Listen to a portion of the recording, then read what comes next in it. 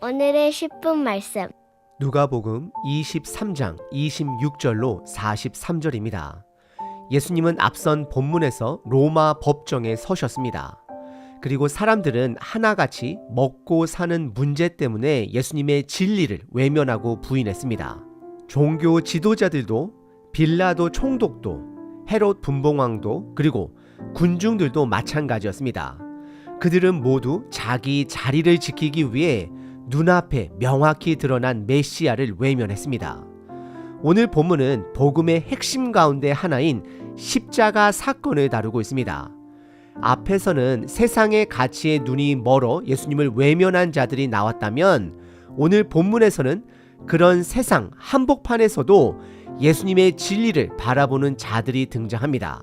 우리는 십자가와 예수님에 대해 익숙하다고 생각합니다. 하지만 당시 사람에게 십자가는 두려움 그 자체였습니다. 고통과 수치, 저주의 상징이었습니다. 그런데 그 무서운 십자가에 달리신 예수님을 오히려 메시아로 알아본 자들이 있었습니다. 바로 그 시선이 우리가 가져야 할 시선입니다. 첫 번째는 십자가를 대신 짊어진 시몬 구레네 사람입니다. 두 번째는 예수님을 보고 눈물을 흘린 여인들입니다. 세 번째는 예수님과 함께 달린 한 강도입니다. 특별히 누가복음은 이 세 장면을 의도적으로 배열하고 있습니다. 본문의 시작은 예수님께서 십자가를 지시는 장면입니다. 하지만 이 십자가 사건은 절망으로 끝나지 않습니다. 이 이야기는 두 강도 중 한 명이 구원을 받는 생명의 이야기로 마무리가 됩니다. 결국 본문의 강조점은 두 강도의 이야기에 있습니다. 누가복음은 네 복음서 중 유일하게 한 강도가 구원받은 장면을 기록하고 있습니다. 예수님은 십자가에 못 박히셨고 벌거벗은 채 사람들의 조롱을 받으셨습니다.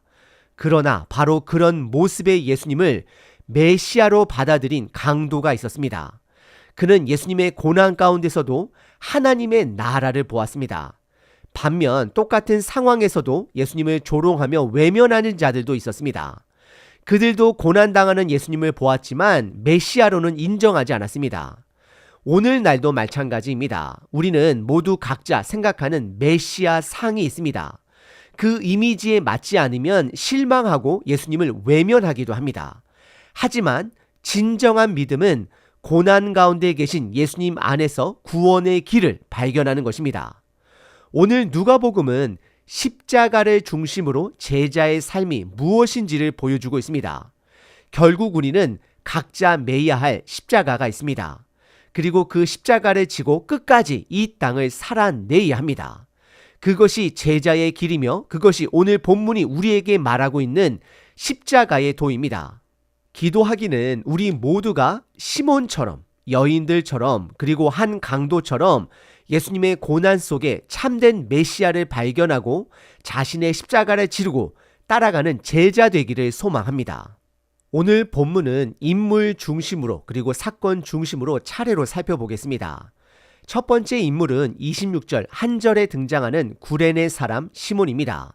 그들이 예수를 끌고 갈 때에 시몬이라는 구레네 사람이 시골에서 오는 것을 붙들어 그에게 십자가를 지워 예수를 따르게 하더라. 구레네는 북아프리카 지역인데 이 시몬은 그 지역에서 살던 유대인 순례자였습니다. 6월절을 맞아 이스라엘을 방문했을 가능성이 높습니다. 그런데 갑자기 예수님의 체력이 쇠약해지자 로마 군인에게 끌려 나와 예수님의 십자가를 대신 억지로 지게 됩니다. 자세히 보면 예수님은 시몬보다 앞서가고 계셨고 시몬은 예수님 뒤에서 예수님의 십자가를 짊어졌습니다. 여기서 우리는 한 가지 중요한 장면을 보게 됩니다.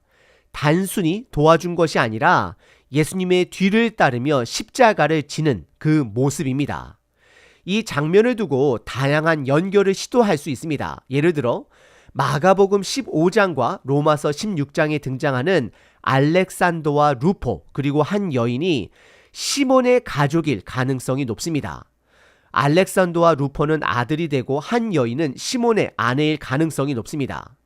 그 가족은 훗날 로마서에 보시게 되면 교회의 지도자들이 됩니다. 또 한편으로 도망갔던 시몬 베드로와 예수님의 십자가를 대신 지신 구레네, 시몬, 이 두 시몬을 비교해 볼 수도 있습니다. 하지만 누가복음이 강조하는 핵심은 두 가지입니다. 첫째, 구원의 길에서 누구나 자기 십자가를 지고 가야 한다라는 것입니다. 다시 말씀드립니다. 그 구원의 여정 속에 누구나 자기의 십자가를 지고 가야 함을 강조합니다. 둘째, 억지라도 그 길을 따르는 자가 결국 제자의 길에 들어선다라는 점입니다. 참된 제자는 예수님을 감정적으로만 따르는 사람이 아닙니다. 단순히 좋다라고 말하는 것도 아닙니다.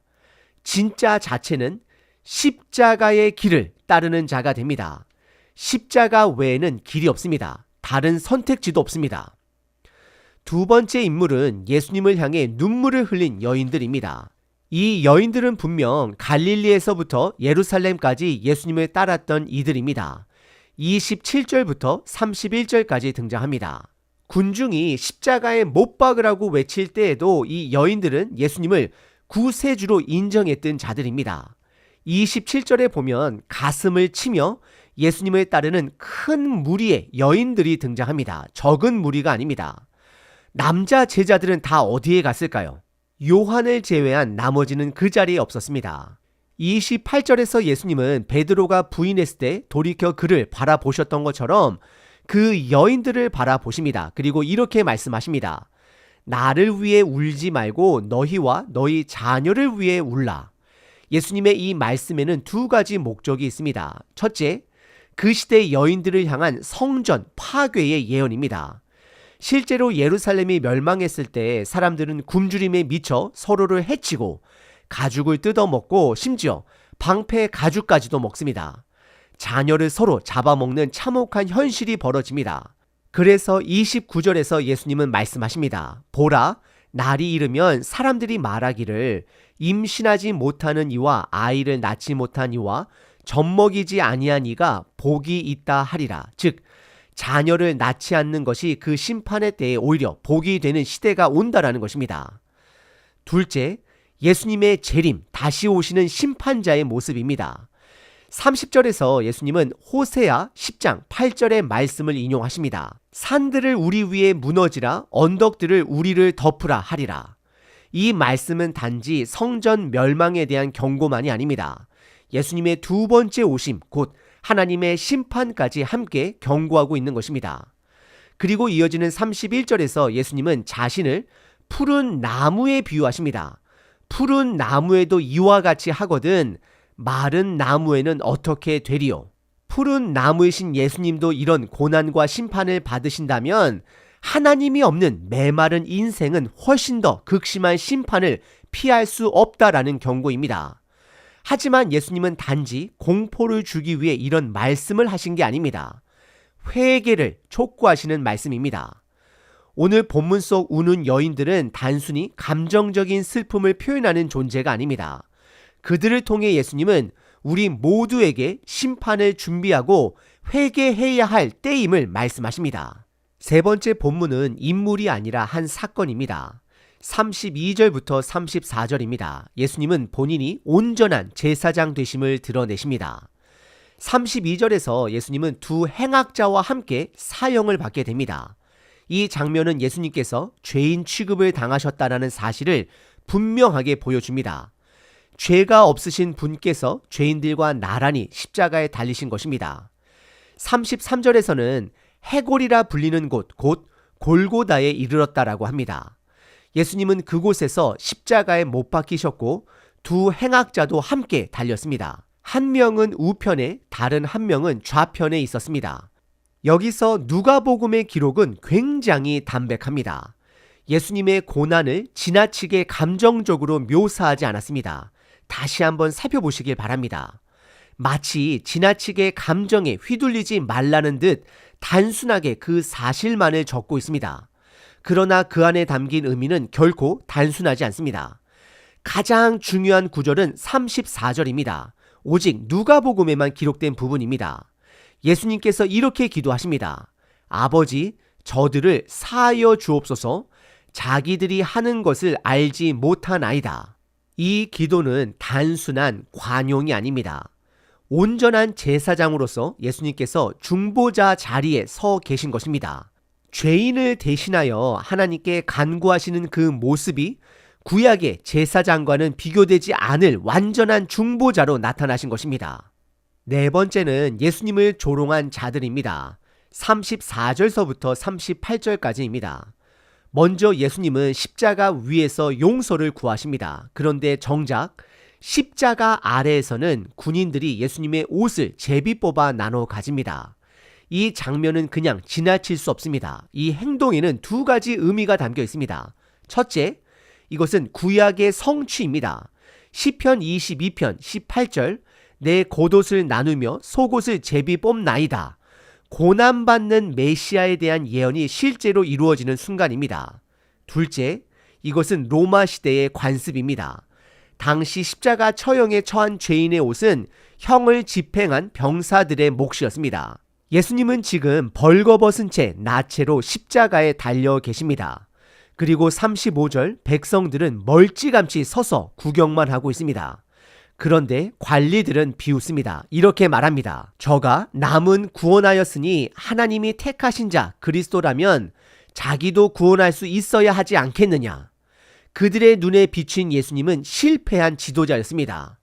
벌거벗고 조롱당하며 십자가에 매달린 채 아무 힘도 없는 자로 보인 것입니다. 36절 군인들도 희롱합니다. 예수님이 목이 마를 것을 알면서도 신 포도주를 드립니다. 그 이유는 숨이 조금이라도 더 붙어 있도록 해서 고통을 연장시키려는 의도입니다. 그리고 또 조롱합니다. 내가 유대인의 왕이면 스스로를 구원해 보라. 38절 예수님의 머리 위에는 패가 하나 달려 있습니다. 유대인의 왕이라고 쓰여 있습니다. 이들은 조롱하려고 썼지만 아이러니하게도 그 말은 진실이었습니다. 그분은 정말로 왕이십니다. 이 세상의 왕이 아니라 하늘과 땅의 권세를 가지신 참된 왕이십니다. 다섯 번째는 예수님 양쪽에 달린 두 강도입니다. 39절부터 43절입니다. 이 본문은 오늘 본문의 가장 핵심이라고 말할 수 있습니다. 39절 두 강도 중 한 명이 예수님을 향해 비방합니다. 내가 그리스도가 아니냐? 그럼 너도 구원하고 우리도 구원해라. 이 말은 조롱처럼 들리지만 한편으로는 자신의 고통을 벗어나고 싶은 몸부림처럼 보이기도 합니다. 그런데 마태복음 27장을 보면 처음에는 두 강도 모두 예수님을 모욕합니다. 하지만 시간이 지나면서 한 강도는 달라집니다. 예수님도 그들과 똑같이 벌거벗긴 채 십자가에 달려 계셨습니다. 그런데 그 예수님이 자신을 조롱하고 죽이려는 자들을 향해 오히려 용서를 구하는 모습을 봤던 것입니다. 예수님의 기도를 본 것입니다. 그리고 그 예수님은 그들과는 다르다는 것, 곧 죄가 없다라는 사실을 그 강도는 깨달았던 것입니다. 하나님의 은혜입니다. 그래서 40절 그 강도가 다른 강도를 향해 꾸짖기 시작합니다. 너도 같은 정죄를 받고 있으면서 하나님을 두려워하지도 않느냐? 이 말은 단순한 비난이 아닙니다. 예수님을 보며 느낀 경외심에서 나온 말입니다. 이어지는 41절에 그는 더 분명히 말합니다. 우리는 우리가 행한 일에 합당한 벌을 받는 것이지만 이 사람은, 예수님은 행한 것이 옳지 않은 것이 없다. 이건 단순한 칭찬이 아닙니다. 예수님이 죄가 없다라는 걸 인정한 고백입니다. 이 깨달음은 전적인 하나님의 은혜입니다. 자신의 고통 가운데서도 예수님을 다르게 보기 시작한 것입니다. 그래서 그는 42절에 예수님께 간청합니다. 예수여, 당신의 나라에 임하실 때 나를 기억해 주십시오. 이 고백은 단순한 부탁이 아닙니다. 예수님을 왕으로 그리고 하나님 나라의 주인으로 인정하는 믿음의 고백입니다. 그리고 43절 예수님께서는 이렇게 대답하십니다. 내가 진실로 내게 이르노니 오늘 내가 나와 함께 낙원에 있으리라. 이 말씀은 확신에 찬 선언입니다. 그 강도는 지금 십자가에 달리신 예수님의 겉모습만 본 것이 아니라 그 안에 있는 왕 대신 메시아의 본질을 본 것입니다. 진리를 본 것입니다. 같은 모습인데도 누군가는 조롱하고 누군가는 경외심을 품고 예수님을 메시아로 인정합니다. 다른 사람들은 보지 못했습니다. 그러나 이 강도는 보았습니다. 진짜 구원이 누구에게 있는지를 깨닫는 것, 그것이 오늘 본문이 주는 가장 중요한 메시지입니다. 결국 오늘 본문은 십자가로 시작해서 십자가 위에서 끝이 납니다.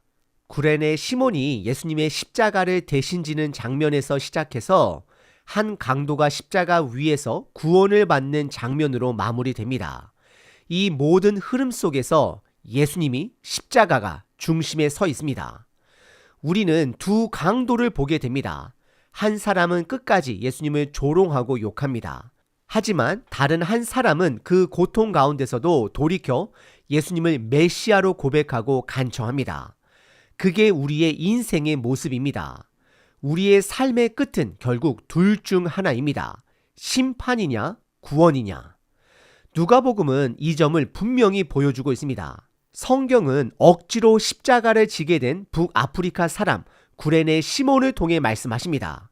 때로는 우리도 억지로 우리의 십자가를 지게 될 수 있습니다. 하지만 그 십자가가 바로 우리의 소명이고 생명으로 인도하는 길이 됩니다. 누가복음은 분명히 말합니다. 각자의 십자가를 져야 한다. 왜냐하면 십자가 없이 부활은 없고 십자가 없이 구원도 없습니다. 예수님은 자신을 향해 울던 여인들에게도 말씀하셨습니다. 예루살렘의 멸망을 미리 경고하셨고 그것은 단지 과거의 사건이 아니라 우리에게도 다가올 심판의 날이 있기 전 회개하라는 촉구입니다. 돌아가야 합니다. 예수님은 끝까지 제사장의 사명을 감당하셨습니다. 조롱하고 때리고 희롱하는 자들 앞에서조차 하나님께 그들의 용서를 구하셨습니다. 그들이 알지 못해서 그렇다라고 그렇게 그들을 변호하셨습니다. 지금도 세상은 예수님을 알지 못합니다.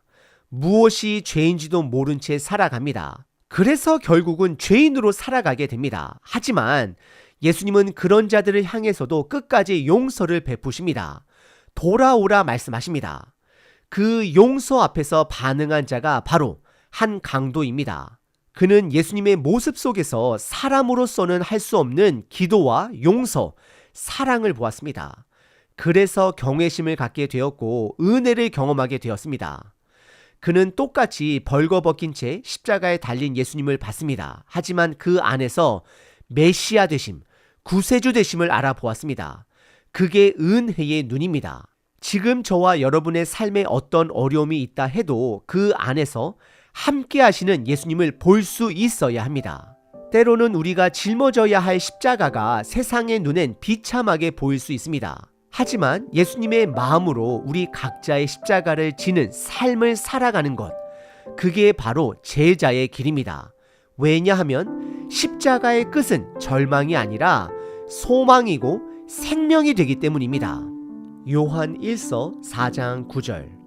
하나님의 사랑이 우리에게 이렇게 나타난 바 되었으니 하나님이 자기의 독생자를 세상에 보내심은 그로 말미암아 우리를 살리려 하심이라. 사랑은 여기 있으니 우리가 하나님을 사랑한 것이 아니요 하나님이 우리를 사랑하사 우리 죄를 속하기 위하여 화목 제물로 그 아들을 보내셨음이라. 주님, 오늘 십자가의 길을 다시 마주합니다. 억지로라도 십자가를 짊어진 구레네 시몬처럼 저도 제게 맡겨진 십자가를 끝까지 지고 가길 원합니다. 주님을 향해 울었던 여인들처럼 이 시대의 멸망을 보며 회개의 눈물을 흘리게 하소서. 조롱당하고 벌거벗겨주신 예수님의 모습 속에서도 여전히 용서를 선언하신 주님의 마음을 배우게 하소서. 강도처럼 마지막 순간에라도 주님을 알아볼 수 있는 은혜의 눈을 우리 모두에게 허락해 주시옵소서. 십자가가 절망이 아니라 생명임을 믿고 오늘도 그 생명 안에 살아가게 하소서. 십자가를 지신 예수 그리스도의 이름으로 기도드립니다. 아멘. 항상 기뻐하라. 쉬지 말고 기도하라. 범사에 감사하라.